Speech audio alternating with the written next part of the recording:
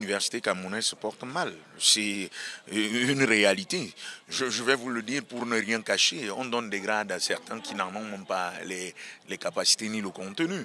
On donne des doctorats à un certain nombre dont on en vient dans des jurys où parfois le candidat réussit à mettre tout le jury d'accord en désaccord, à lui accorder la thèse.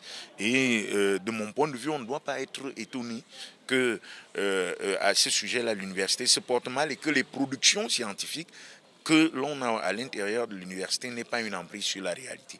Maintenant, au sujet d'un certain nombre de responsables de l'université qui sont interpellés de part et d'autre, je voudrais dire que ce ne sont malheureusement pas nécessairement les universitaires en tant qu'universitaires qui sont interpellés.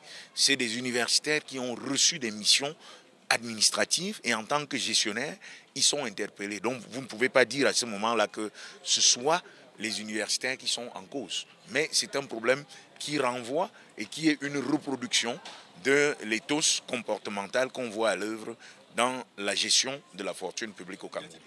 D'ailleurs, pour dépolitiser justement l'université, on est passé à une élection des recteurs et des présidents d'université par les pairs, plutôt que par le politique.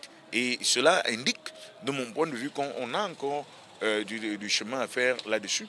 Il y a une politisation qui montre d'ailleurs qu'un certain nombre de collègues cherchent à avoir un certain nombre de grades uniquement parce que l'université semble être devenue aujourd'hui une sorte d'antichambre pour une éventuelle nomination, une promotion dans des postes, des positions administrativo-politiques.